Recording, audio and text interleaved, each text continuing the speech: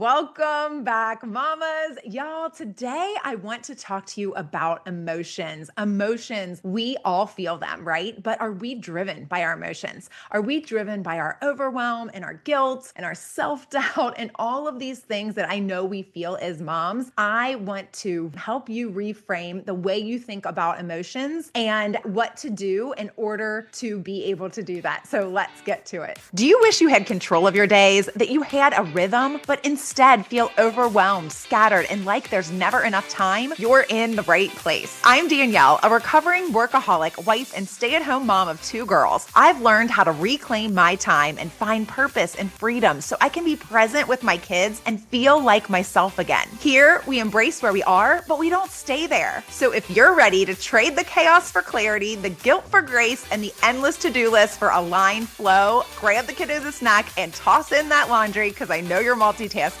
and let's do this because your time, your purpose, and you matter. Okay, mamas, I want to follow up a little bit on Tuesday's episode about guarding your heart because I keep thinking about how we go about our days and how we are in control and how I used to have an affirmation that I said to myself every single morning. And I still actually say this after affirmation from time to time, but it was, I am in control and I create my own reality. And I think when I started saying it, it had a whole different meaning than it does when I say it now. When I say it now, I do not mean that I am in control because I do not believe that I am in control, right? Like I am a type A. And so I would like to be in control of everything. However, as moms, we know that a lot of times in life, in our daily lives, everything feels out of control. We feel like a hot mess, like everything feels like it's gone sideways. We make a plan and it gets changed. We have all of these things going on. And so I always used to like to say that I was in control and I could create my own reality because I meant like I could take control of my day, right?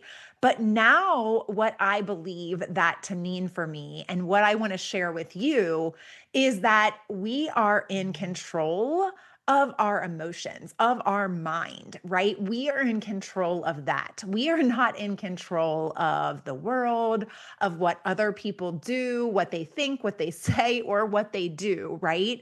We are only in control of ourselves. And as mothers, we're not even in control of our children, although we would like to say that we are, right? We would like to feel like we're in control of our children, but you know as well as I do that they can act or react in any way, shape, or form at any given moment. Like they could be in the best mood ever and then turn on a dime and throw a complete tantrum or, whatnot, because some little tiny thing set them off. And I want to let you know that you are in control and you create your own reality in your mind. And we talked on Tuesday all about guarding your heart from the outside world. I know last week we talked a little bit about guarding your heart from the inside out, meaning whatever is written on your heart, whatever you feel called to, whatever you have that yearning for. I know for me, I always had this yearning for more. I had decided to stay at home. I really wanted to be the stay-at-home mom. I did not want to go back into the workforce. However, I knew I wanted more for myself. I needed more for myself. I was not feeling completely fulfilled in that role as much as I wanted to be 100% fulfilled by that role. It just wasn't working for me. And I didn't know why I was unhappy. And I was trying to make myself happy in all of these crazy different ways. And I wound up in a deep depression, right? And what I don't want for you is to wind up there as well. I don't want for you to be allowing outside factors to affect you. I want you to be in control of your mind and of your actions, right? You can control your mind and your actions. And that is about all, right? That is about all. And I want you to recognize that you are in control of creating your own reality. So I want to start by reading a quote from Oscar Wilde that says, I don't want to be at the mercy of my emotions. I want to use them, to enjoy them, and to dominate them. Oscar Wilde said that. I want to use them to enjoy them and to dominate them. In what ways can we use our emotions? Like if we are passionate about something, if we are you are tuning into that passion, that yearning, that wanting for more, then we can use that, right? We can use that passion to fuel something, right?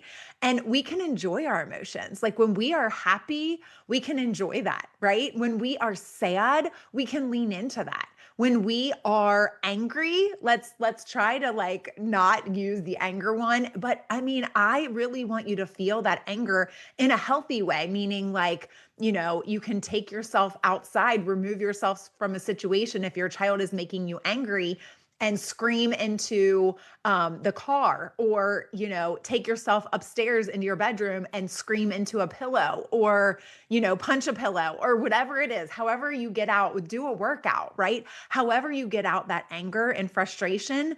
I don't want you to, I guess, like ignore your emotions, but I also don't want us to be driven by them, because we, in this day and age, and like I talked about guarding your heart and everything that is out there nowadays, it can seem so polarizing. It can seem so much like you are alone. It can seem very disheartening. I know for me, I used to think like, why did I bring children into this awful, awful world where all of these awful things happen, right?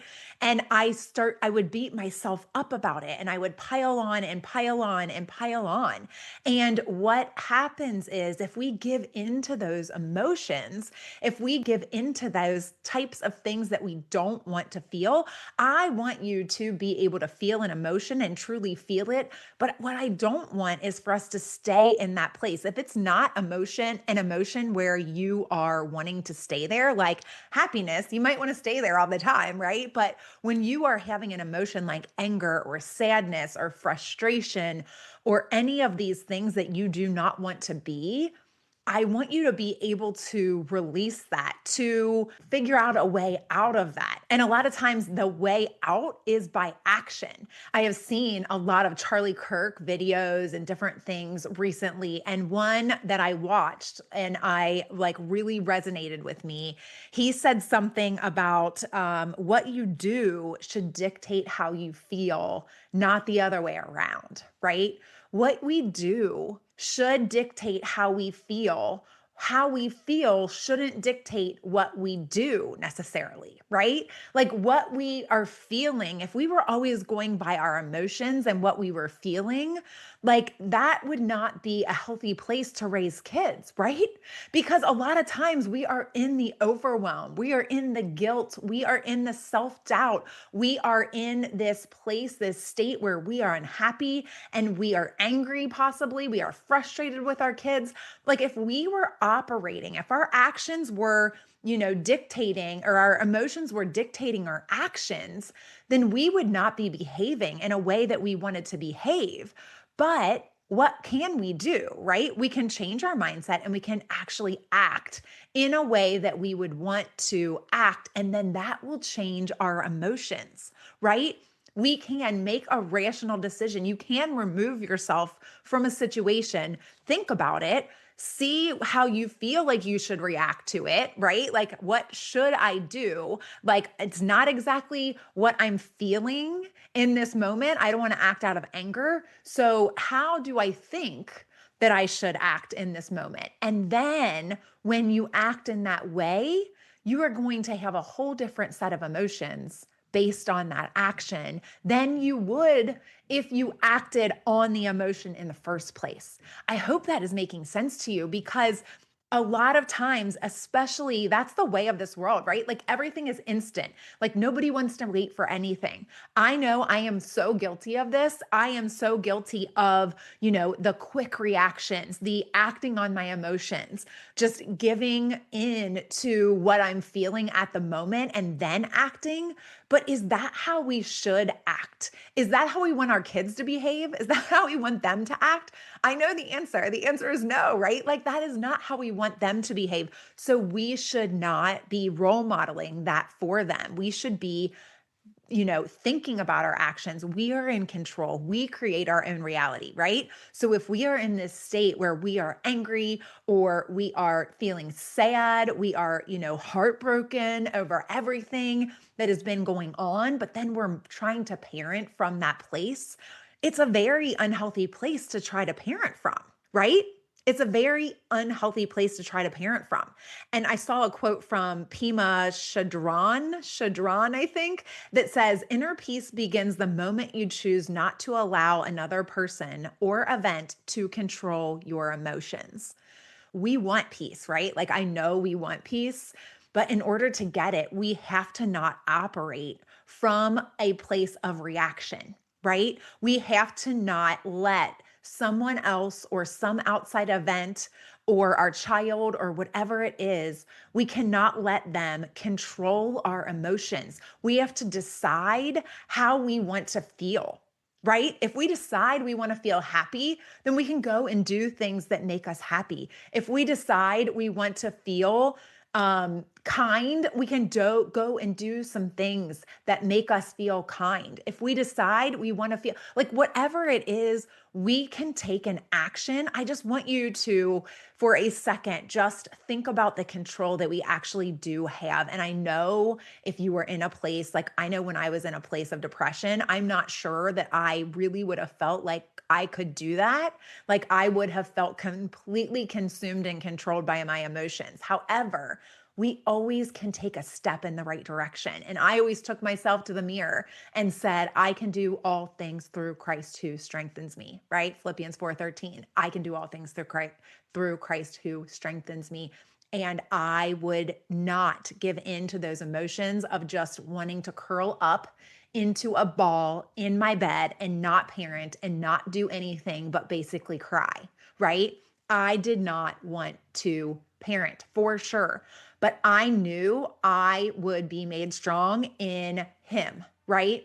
And so I said that into the mirror until I believed it, until I believed that I could get through this. And I believe we were all put here for a purpose, right? I've said it before. I'll say it again. You are the perfect mom for your child. You are. You are the perfect mom for your child. Sometimes we are caught in our emotions and we don't feel that way, right? We don't feel like the perfect mom for our child, but you are. You were gifted with things that are very specific to that child that can help raise and help that child on their journey, right? On their path. And you can tap into that, I believe, through Christ, right? Through what He has written on your heart. If you are in a place where you're wanting more for yourself, I know that's where I found myself. I think that is what kind of started the circle for me, or the cycle, was that I had identified as this person who was a workaholic. Like I defined myself by my career. And when I decided to stay at home, then there was no career anymore. So who was I, right? So then I became this mom, and I was this mom, and I was defining myself by this mom role, and that was going great. I was doing amazingly as that, right? But then when the going gets tough, the tough gets going, right? Like all of a sudden it was like I was not sure I was the best parent. I was like making choices and doing things, becoming angry, when just little things like I remember when I had Gabriella and she was fully potty trained. And then I had Michaela and she started, Gabriella started seeing us change Michaela's diapers and she regressed. she completely regressed and decided, well, they're changing her diaper. So, and that made me so frustrated. I felt like a failure as a parent. I felt like, what did I do? Why is she going back? Like, why is she not wanting to do this for herself? Like, we tried all of the things. It was so hard to potty train her. And then it completely fell apart. And I just remember feeling like such a failure. And I was a failure because she wasn't doing something, right? And why? Why does that make me a failure, right? No, I don't want you to feel that way. You are not a failure. We just need to try again, right? Like we need to get into a new frame of mind. Things like that started happening over and over again. And I'm like, okay, I need something for myself. I need something that's going to make me feel like me and make me feel fulfilled so that I am not putting all of I'm only fulfilled when they are happy type of a thing. And that was something where I knew I needed more. I knew I wanted more. I knew I wanted to give back. I knew I wanted to do something for myself. And I was like, okay, how do I do that? What do I do? And I started doing all of the things that used to bring me joy, and they just weren't anymore. I wasn't the same person anymore. So it's not really a surprise that they weren't anymore, but I didn't know that. And so I was just depressed. And I don't want you to get to that point. I want you to know that you were meant for more. If that's what you're wanting and that's what you're needing, you are meant for more. You are meant for more. I actually wanted to read a Bible verse. It's 1 Peter chapter 4, verse 10 that says, each of you should use whatever gift you have received to serve others as faithful stewards of God's grace in its various forms. If this is something that you feel like is written on your heart, if you feel like this is something that you are supposed to do, that you were meant for more, then I want you to pursue that. Then, it says in the Bible, you are meant to serve others with your spiritual gifts. And yes, that can just mean staying at home and being a stay-at-home mom. That is not a bad thing if that is what you want. But if there is something more, if you are feeling that and you are knowing that you want something more, then I want you to not have to go through everything I went through. And I want you to really be able to tune into that. And that's what really I started this podcast for, was to keep you from having to experience what I went through, right? And now I have this coaching program that I'm offering that really will help you to do exactly that. And so I am offering these prioritization clarity calls. You can schedule them on my website. It's at prioritizewithpurpose.com. And you can sign up and get clarity on what you want. What is important to you at this point in your life? If you are struggling with figuring that out, or you are feeling lost or stuck or just so overwhelmed and you don't know what step to take next, but you feel like you are being called to more, or that you need to make some changes in your life, this would be a perfect step for you. I know that I've been there and I can help you through this. And so if you have any questions or anything, I'm now started to offer a free call that you can do. It's like a discovery call where you can find out if this is right for you. It's completely free. It's with me. You can schedule that as well on my website, prioritizewithpurpose.com/coaching will take you directly there. Prioritizewithpurpose.com/coaching.